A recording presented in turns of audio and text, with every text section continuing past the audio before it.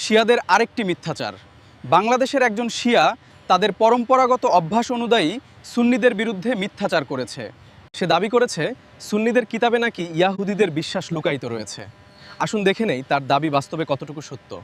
তিনি বলেছেন, সুন্নিদের একজন আলেম ইমাম উসমান বিন সাইদ আদ-দারেমি, মৃত্যু 280 হিজরি, তার কিতাবে লিখেছেন যে আল্লাহ নাকি সব কিছু সৃষ্টির পর চিত হয়ে শুয়ে একটি পা অপরটির উপর রেখে আরাম করছিলেন।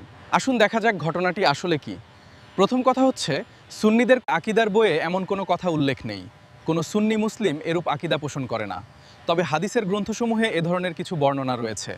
আর যারা জীবনেও হাদিসের সনদ মতন ইত্যাদি সম্পর্কে পড়াশোনা করেনি, সে সমস্ত সাদাসিধা লোকদেরকে তারা এগুলো দেখিয়ে বিভ্রান্ত করতে চেষ্টা করে। হাদিসের গ্রন্থে সহিহ, জয়ীফ, মুনকার, মওযু ইত্যাদি সকল প্রকার বর্ণনা রয়েছে। এর অর্থ এটা নয় যে সুন্নিগণ তাদের গ্রন্থে থাকা জাল, জয়ীফ সকল হাদিস বিশ্বাস করে, বরং তারা প্রত্যেকটি হাদিসের সনদ মতন যাচাই করে এবং যেগুলো হাদিস বিশুদ্ধ কেবল সেগুলোই তারা গ্রহণ করে থাকে। এবার আসুন দেখি আলোচ্য হাদিসটি কি বিশুদ্ধ।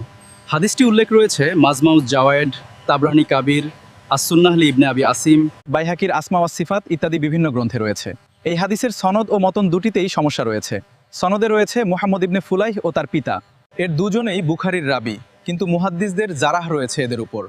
উদাহরণস্বরূপ ইমাম ইবনে মাহিন বলেন তারা বিশ্বাসযোগ্য নয়। এছাড়াও সনদে রয়েছে ইনকেতা অর্থাৎ বিচ্ছিন্নতা। উবাইদ ইবনে হুনাইন কাতাদা রাদিয়াল্লাহু আনহু থেকে কিছু শ্রবণ করেন নাই। কাতাদা রাদিয়াল্লাহু আনহু ইন্তেকাল করেন 23 হিজরিতে, আর উবাইদ জন্মগ্রহণ করেন 7 বৎসর পর 30 হিজরিতে। তাই বর্ণনাটি মুনকাতি সংযোগ বিচ্ছিন্ন।